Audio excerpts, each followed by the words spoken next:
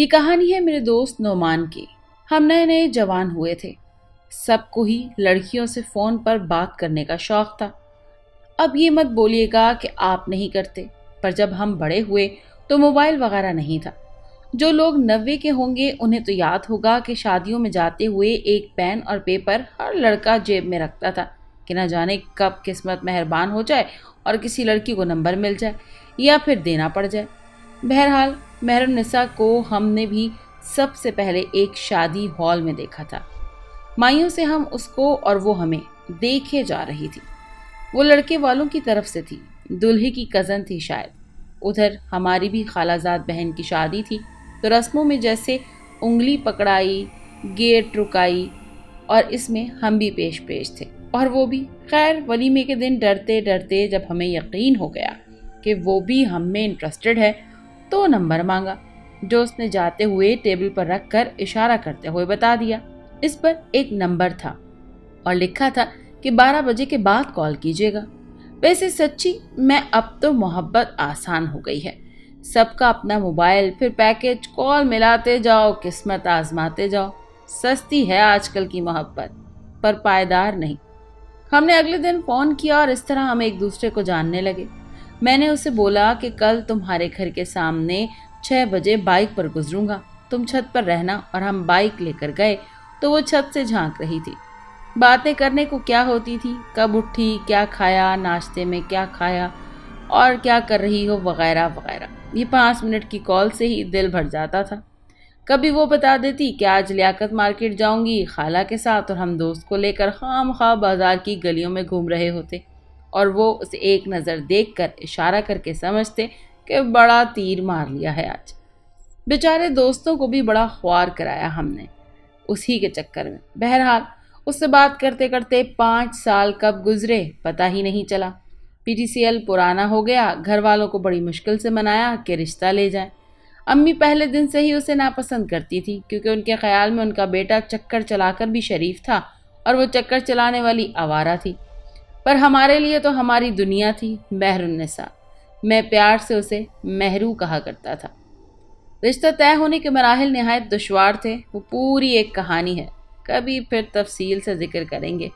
کیسے بھوکے رہ کر ہم نے اپنی ماں کو اس کے گھر بھیجا تھا۔ بیچارے ہمارے ابا ویسے بھی کسی گنتی میں نہیں تھے، اور اماں ہی سارے فیصلے کرتی تھی اور کہتی تھی کہ لڑکی بہت تیز ہے۔ اب یہ مت سمجھیے گا کہ ہم اپنی اماں کو تیز کہہ رہے ہیں۔ بہرحال وہ دن بھی آ گیا جب ہمارا نکاح تھا۔ ہمیں تو یقین ہی نہیں آ رہا تھا کہ ہماری محبت کامیاب ہو گئی، پر کہتے ہیں کہ آگ کا دریا ہے اور کود کر جانا ہے، تو شرط یہ تھی کہ لڑکا 2 سال کما کر سیٹ ہو جائے، پھر رخصتی ہوگی۔ ہم نے ہاتھ پاؤں مارے، ایک دوست کی منت سماجت کی اور اس نے ہمیں دبئی بلا لیا۔ ویسے سچ میں دوست بھی ایک نعمت ہے اللہ تعالیٰ کی۔ اب ہم ایک ہوٹل میں کاؤنٹر بوائے تھے، اپنی پوری محنت سے کام سیکھ رہے تھے۔ رات کو ہم اس کو کال کرتے تھے ڈیلی۔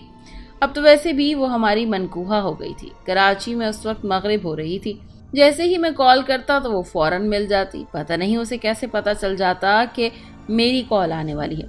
ایک دن جب میں اسے کال کر کے باتیں کر رہا تھا تو سامنے درخت پر ایک کوا شور کیے جا رہا تھا۔ وہ اس کو بھگاتی، پر وہ بار بار واپس آ جاتا۔ آخر تنگ آ کر اس نے مجھے کہا کہ 1 منٹ ہولڈ کریں۔ وہ پتھر ڈھونڈنے لگی۔ جب کچھ نہ ملا تو اس نے ایک راڈ اٹھا کر اس کی طرف پھینکا اور وہ کوے کو لگی۔ اس کے بعد اس کو آواز نہ آئی۔ وہ سمجھی کہ گیا کوا، پر اس کے سر میں اچانک درد سا اٹھا اور اس نے مجھ سے کہا کہ بعد میں کال کرتی ہوں، اور نیچے چلی گئی۔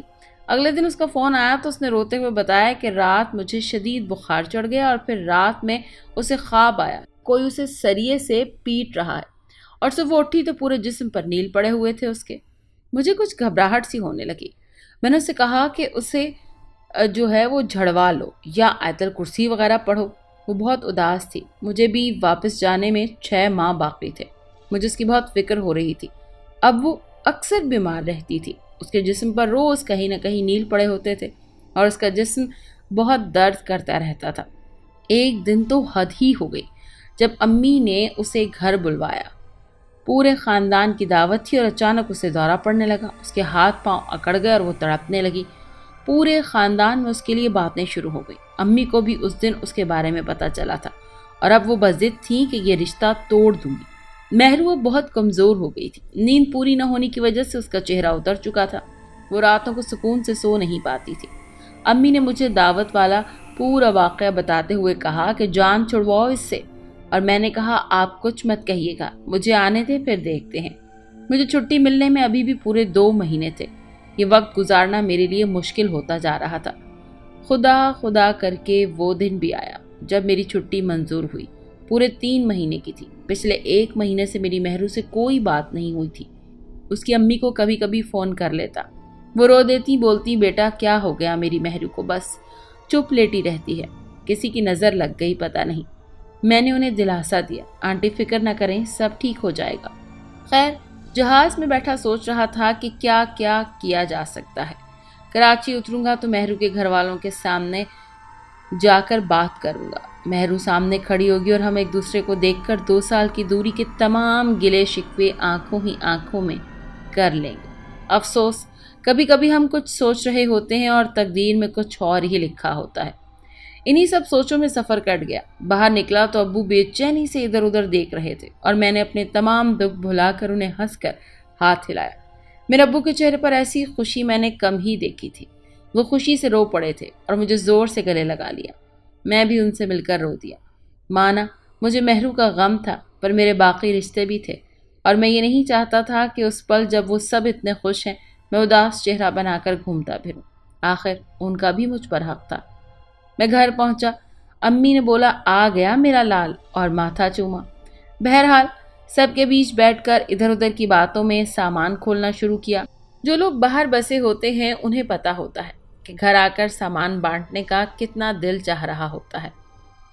سب نے بولا کہ پہلے تھوڑا آرام کر لو۔ میں نے کہا میں کون سا پیدل چل کر آیا ہوں دبئی سے، اور سب ہنس پڑے۔ دل میں ابھی بھی مہرو سے ملنے کی چاہت تھی۔ دل تو تھا کہ سیدھا اس کے پاس چلا جاؤں، پر یہ اور لوگوں کو شاید پسند نہ آتا۔ میں اس کا اتنی شدت سے انتظار کر رہا تھا جتنا مجھے مہرو سے ملنے کا انتظار تھا، شاید اس کو بھی اتنا ہی تھا۔ تو آپ سب بھی سمجھ چکے ہوں گے کہ محبت میں انسان کے سر پہ صرف وہی شخص سوار رہتا ہے جس سے اسے محبت ہوتی ہے۔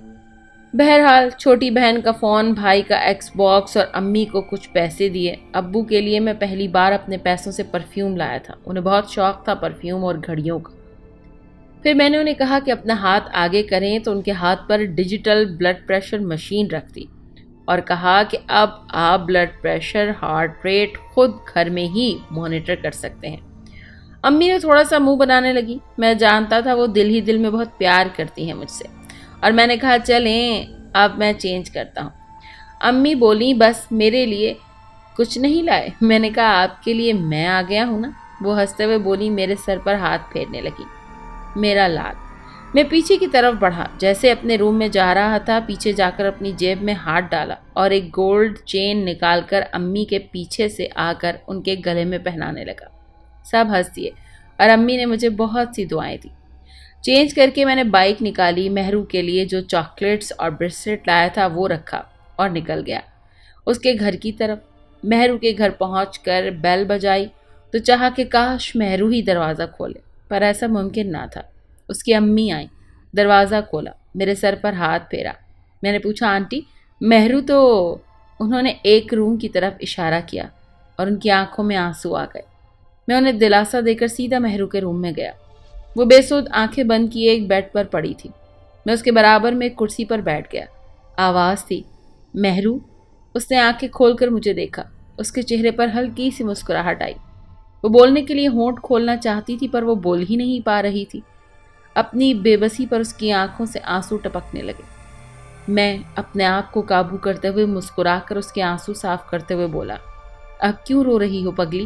میں آ گیا ہوں نا، اب سب ٹھیک ہو جائے گا۔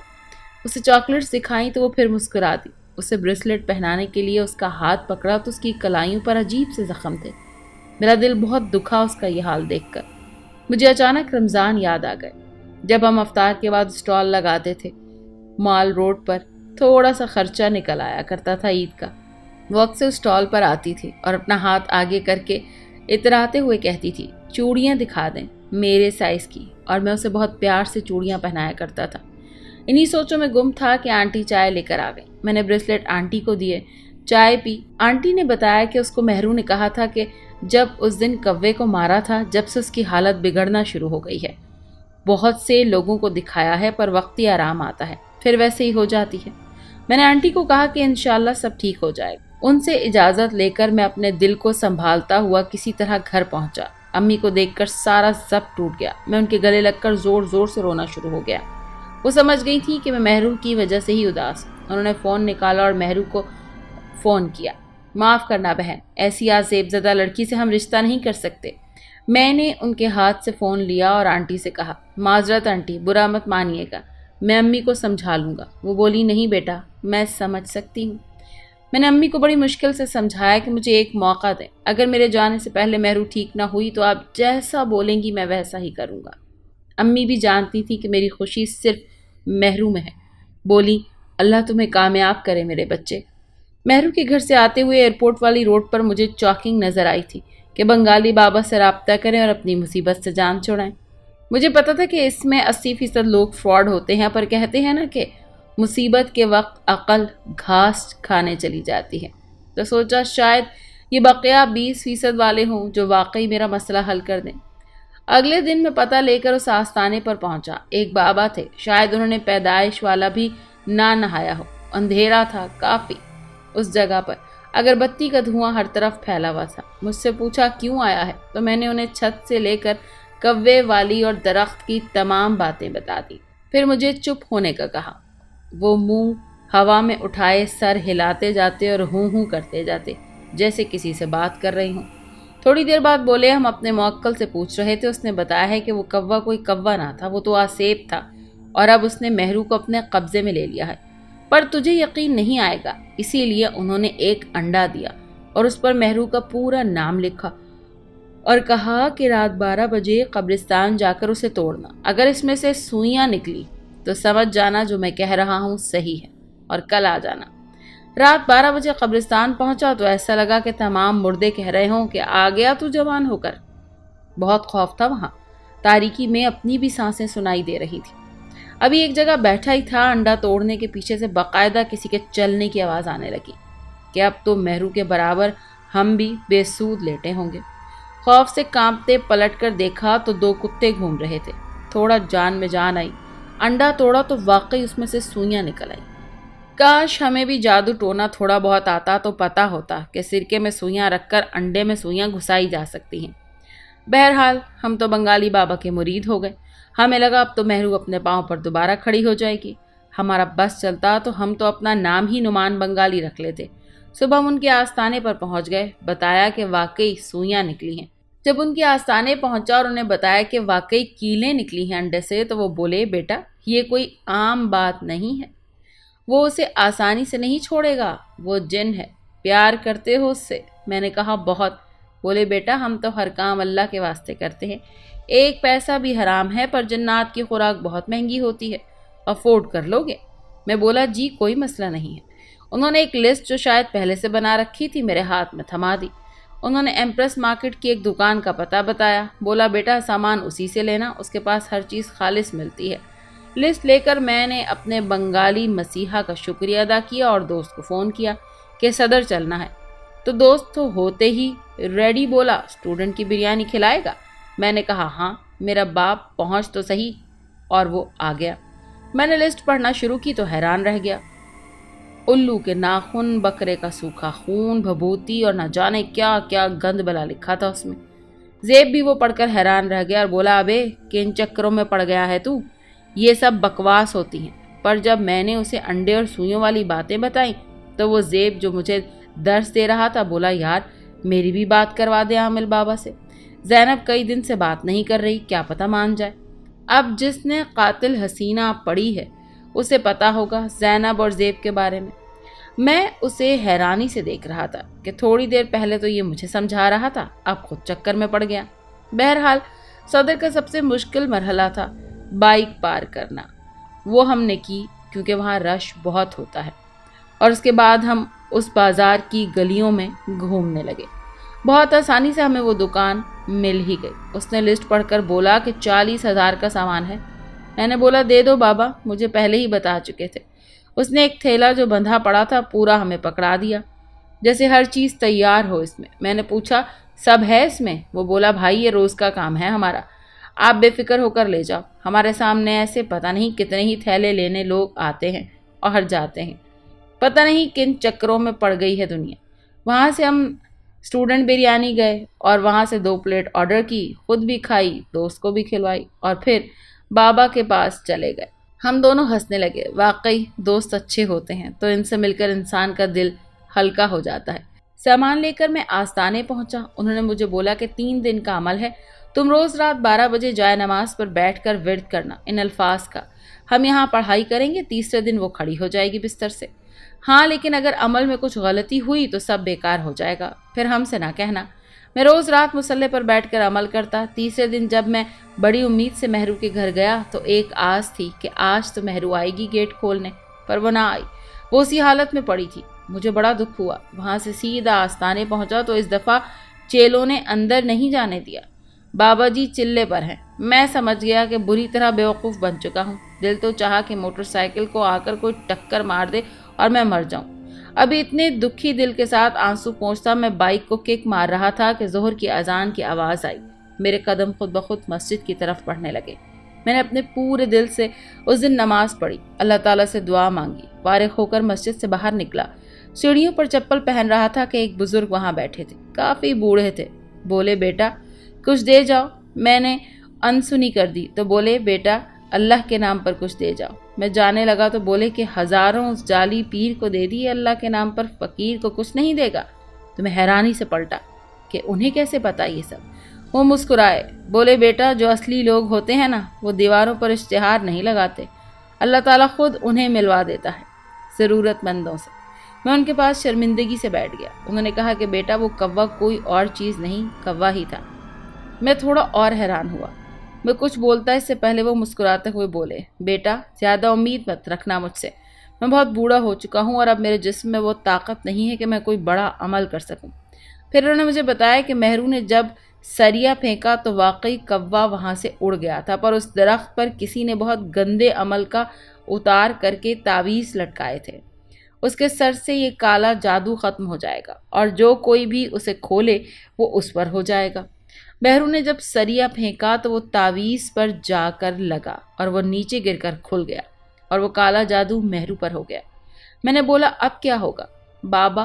تو وہ بولے بیٹا میں زیادہ تو کچھ نہیں کہہ سکتا، ہاں جاؤ مسجد سے ایک بوتل میں پانی لے کر آ جاؤ، میں دم کر دیتا ہوں۔ وہ بولنا شروع کر دے گی لیکن حرکت وہ پھر بھی نہیں کر پائے گی۔ اس کے لیے کیا کرنا ہوگا میں تمہیں بعد میں بتاؤں گا۔ میں جلدی سے ادھر ادھر دیکھنے لگا تو بابا جی نے مسکراتے ہوئے بوتل میں خود ہی دے دی اور اس میں کہا کہ جا کر پانی بھر لاؤ۔ میں شرمندگی سے زمین میں گڑا جا رہا تھا۔ وہ بولے بیٹا اگر وہ بولنے لگے تو مسجد زیر تعمیر ہے، یہاں اپنی استطاعت کے مطابق کچھ دے دینا۔ میں آنسو پوچھتے ہوئے بولا جی ضرور۔ پانی لے کر میں سیدھا مہرو کے گھر گیا، اسے پانی پلایا تو اس نے میرا نام پکارا نومی، اور میں ہاتھ اٹھا کر اللہ کا شکر ادا کرنے لگا۔ میں نے کہا انسانوں میں وسیلے ڈھونڈ رہا تھا اور سچے دل سے اسے پکارا ہے تو اس نے خود مدد کا انتظام کر دیا۔ مہرو کی آواز سن کر دل کو کچھ سکون ملا۔ مجھے اپنی پہلی ملاقات یاد آ گئی جب ہم پی ایف میوزیم گئے تھے ساتھ اور وہ بنا سانس لیے باتیں کیے جا رہی تھی۔ دل چاہ رہا تھا بس وہ اسی طرح بولتی رہے اور میں سنتا رہوں۔ پھر اس نے بولا کہ مجھے بہت تکلیف ہوتی ہے۔ میں نے اسے کہا فکر نہیں کرو، انشاءاللہ تم جلد صحت یاب ہو جاؤ گی۔ میری تو خوشی کا ٹھکانہ ہی نہیں تھا۔ مجھے ایک امید ہو چلی تھی کہ اب مہرو بالکل ٹھیک ہو جائے گی۔ اس دن کے بعد سے میں نماز کا پابند ہو گیا۔ پہلے یہ حال تھا کہ کبھی پڑھی کبھی نہیں پڑھی، پر اللہ جسے راہ راست پر لانا چاہے لے ہی آتا ہے۔ اگلے دن میں مسجد گیا اور مسجد میں چندہ دیا۔ وہاں کا وضو خانہ بن رہا تھا۔ نماز پڑھنے کے بعد میں باہر آیا، پھر وہ بابا وہاں نہیں تھے۔ میں مسلسل وہاں جاتا رہا پر وہ نہیں ملے۔ مجھے مایوسی ہونے لگی۔ پتہ ہے کہ مایوسی گناہ ہے، پر انسان کبھی کبھی نہ چاہتے ہوئے بھی اپنے جذبات پر قابو نہیں رکھ پاتا۔ میں پورے 1 ہفتے مسلسل اس مسجد میں ظہر پڑھنے جاتا رہا پر وہ بزرگ نہ ملے۔ ایک دن صبح فجر میں آنکھ کھلی تو سوچا کہ کیوں نہ وہیں جا کر نماز پڑھوں۔ نماز پڑھ کر جیسے ہی باہر نکلا تو سوچا کہ وہ مل جائیں گے پر وہ نہیں مل۔ تقریباً 12 بجے زیب کی آواز آئی۔ باہر آیا تو وہ بولا کہ ٹورنامنٹ کا میچ ہے، چل۔ دل تو چاہا منع کر دوں پر جناب یہ دوست، میں نے کہا ٹھیک ہے چلتے ہیں، کیونکہ یہ وہ دوست ہیں جن کے ساتھ زندگی کا ایک لمبا عرصہ گزرا ہے۔ ویسے بھی میرے منع کرنے سے بھی وہ کون سا ٹلنے والا تھا۔ میں نے پوچھا کہاں جانا ہے تو بولا ماڈل والے گراؤنڈ پر۔ سوچا چلو مہرو سے بھی مل لوں گا۔ بائک پر بیٹھ کر نکل گیا اس کے ساتھ۔ اسے بھی کہا زیب سے ملے بنا چین تھا، پورا گھماتا ہوا اس کے گھر کے سامنے سے گزرا۔ بہرحال میچ کھیلتے ہوئے ہم سب بھول کر کھیلنے لگے۔ اب یہ مت پوچھیے گا کہ کون جیتا، ظاہر ہے ہماری ٹیم ہی جیتی۔ بہرحال واپسی میں اور زیب بیٹھے تھے تو اس نے پوچھا کہ کیا ہوا، اس عامل سے بات نہیں بنی؟ میں نے بتایا مت پوچھ یار، وہ تو فراڈیا نکلا۔ وہ ہنستے ہوئے بولا یہ تو ہوگا، اب جس کو سمجھ آ گئی ہو کمنٹ میں لکھے گا یہ تو ہوگا۔ میں نے کھا جانے والی نظروں سے زیب کو دیکھا تو اس نے چپ رہنے میں ہی غنیمت جانی۔ میں بھی مہرو سے ملنے چلا گیا۔ وہاں مہرو نے مجھے بتایا کہ 2 دن سے اسے ایک بزرگ خواب میں آ رہے ہیں اور کہتے ہیں کہ ان سے بولو کہ عشاء میں مجھ سے ملے۔ میرا دل چاہا کہ مہرو سے بولوں کہ اتنی جلدی کیوں بتا دیا، اور آرام سے بتاتی۔ مہرو کو پانی پینے سے کافی آرام تھا۔ جب سے وہ پانی پی رہی تھی اسے رات کو وہ مارنے والے خواب نہیں آ رہے تھے۔ میں عشاء پڑھنے وہاں پہنچا تو جی جناب وہ بزرگ مجھے مل ہی گئے۔ انہوں نے کہا کہ میں تمہارے کام کے سلسلے میں مصروف تھا، تمہیں انتظار کرنا پڑا، اس کے لیے معذرت۔ میں نے کہا کوئی بات نہیں بابا۔ انہوں نے اپنی جیب سے ایک پرچہ نکال کر مجھے دیا اور مجھے لگا لو جی ایک اور خرچے کا پرچہ، پر وہ بولے بیٹا مجھ سے وعدہ کرو کہ تم اس کو علم کو کبھی غلط مقصد کے لیے استعمال نہیں کرو گے۔ میں کچھ سمجھ نہیں پایا تو وہ بولے بیٹا میں اپنا علم تمہیں سونپ رہا ہوں، کیونکہ مہرو کو بچانے کے لیے جس شدت کی ضرورت ہے وہ صرف وہی کر سکتا ہے جو اس سے انتہا کی محبت کرتا ہو، اور ویسے بھی اب میں بوڑھا ہو گیا ہوں، چاہوں بھی تو یہ عمل نہیں کر سکتا۔ انہوں نے بتایا کہ عمل پر عبور حاصل کرنے کے لیے تمہیں 7 جمعراتوں کا چلہ کاٹنا ہوگا، گوشت نہیں کھا سکتے، نہ عشاء کے بعد کسی سے بات کر سکتے ہو، فجر تک، جب تک عمل ہوتا نہیں تمہیں یہ کرنا ہوگا۔ اس میں سے 3 جمعراتیں تو عمل اپنے روم میں کرنا تھا اور آخری کی 4 راتیں قبرستان میں۔ اب سوال یہ تھا کہ اس پرچے میں کیا ہے۔ گھر آ کر پرچہ کھولا تو پہلے تو اس میں کافی ساری شرائط لکھی تھی کہ اس عمل کو کرنے سے پہلے یہ سب پڑھ لیں۔ کھانے کی چیزیں، کیا کھا سکتے ہیں کیا نہیں۔ عمل صرف دوسروں کی مدد کے لیے کیا جا سکتا ہے، اپنی ذات کے لیے نہیں۔ جب بھی کوئی ضرورت مند ملے فوراً مدد کرنی ہوگی بغیر کسی معاوضے کے۔ اور بھی کافی احتیاطیں لکھی تھی کہ عمل شروع کرنے کے بعد کسی نماز کا ناغہ نہیں کرنا۔ پھر کچھ سامان لکھا تھا جیسے زعفران، آب زمزم، چاندی کا پیالہ، آخر میں عمل کا طریقہ۔ بابا مجھے پہلے ہی بتا چکے تھے کہ کوئٹہ عمل صرف علم حاصل کرنے کے لیے، جس کے بعد میں وہ عمل کرنے کے لیے تیار ہو جاؤں گا۔ میں نے پوچھا وہ عمل کب دیں گے آپ؟ تو وہ ہنسنے لگے، بولے بیٹا اگر تم یہ عمل کامیابی سے کر گئے تو آگے کا راستہ خود ہی طے کر لو گے، میری ضرورت نہیں رہے گی۔ انہوں نے جاتے ہوئے 2 باتیں بولی، ایک بیٹا طاقت کے ساتھ ہمیشہ زندہ اور ذمہ داریاں بھی آتی ہیں، دوسرا عمل شروع ہونے کے بعد نہ اس کو بیچ میں توڑنا اور نہ چھوڑنا۔ اس کا پتہ مجھے بعد میں لگا کہ وہ ایسا کیوں بول رہے ہیں، بھلا کیوں عمل توڑنے لگا تھا میں۔ ایک خوشی یہ تھی کہ عمل شیطانی نہیں روحانی تھا۔ اللہ اللہ کر کے جمعرات آئی جس میں مجھے عمل شروع کرنا تھا۔ باقی سامان میں پہلے ہی لے آیا تھا، جس میں ایک بک بھی تھی، شمع شبستان رضا۔ عشاء ہونے سے پہلے میں نے غسل کیا، کپڑے پہن کر عطر لگایا، مشک، نماز پڑھ کر ایک اگربتی جلا کر کتاب کھول کر عمل شروع کیا۔ جیسے جیسے میں پڑھتا جاتا مجھ پر خوف طاری ہوتا جاتا۔ تقریباً آدھے گھنٹے کے عمل کے بعد مجھے لگا کہ کسی نے پیچھے سے مجھے دبوچ لیا ہو۔ میں نے اپنا ورد جاری رکھا اور آہستہ آہستہ مجھے دیوار پر ایک سایہ نظر آیا جو تھوڑی دیر میں ایک بڑے قداور جن میں بدل گیا۔ اس کی آنکھوں میں واقعی انگارے تھے، وہ میرے بلکہ منہ کے قریب آ کر ہنس رہا تھا، پھر غائب ہو جاتا اور دوسری طرف سے نمودار ہو جاتا۔ اب مجھے سمجھ آ رہا تھا کہ بابا نے عمل بیچ میں نہ چھوڑنے کی بات کیوں کی تھی۔ خوف کے مارے میں پورا پسینے میں شرابور ہو چکا تھا اور اس جن کو لگ رہا تھا کہ تفریح لگی ہوئی ہے، لگتا ہے بچے کی جان لے گا۔ وہ 3 گھنٹے میں نے کیسے عمل کیا میں ہی جانتا ہوں۔ جیسے ہی عمل ختم ہوا سب ایک دم غائب ہو گیا۔ مجھے ایسے لگا جیسے میرے کفیل نے 3 شفٹوں کا کام ایک ساتھ ہی کر دیا ہو۔ صبح میرے پیٹ میں شدید مروڑ اٹھے اور پھر مجھے شدید والے موشن لگ گئے۔ اماں میرے ORS بناتی جاتی اور مجھے کھلاتی جاتی۔ کچھ پلاتی جاتی۔ انہیں کیا پتا ان کا لال کیا کر رہا ہے رات بھر۔ اس دن میرا اتنا پانی نکلا کہ لالو کھیت میں گول گپے والے کو دیتا تو اچھے خاصے پیسے مل جاتے۔ بہرحال مجھے لگا میرے جسم کی گندگی صاف کی جا رہی ہے، سب کچھ ہی باہر آ چکا تھا آنتوں کو چھوڑ کر۔ سب سے بڑا مسئلہ یہ ہوا کہ اب مجھے وہ بھی دکھ رہا تھا جو نہیں دکھنا چاہیے تھا۔ امی صوفے پر بیٹھی تھی اور ان کے پیچھے میں ایک بچے کو صاف دیکھ سکتا تھا جو امی کو ڈنڈا مارنے والا تھا۔ میں نے کہا امی بچیں، تو امی پلٹ کر دیکھنے لگی، وہاں تو کوئی بھی نہیں تھا۔ میں نے دیکھا کہ وہ غائب ہو گیا اور دوسری طرف آ کر کہکا لگا رہا تھا، یعنی اب کم بھی آپ کے بھائی کی طبیعت کو کوئی تنگ نہیں کر سکتا تھا۔ یعنی اب مجھے سب کچھ صاف نظر آ رہا تھا۔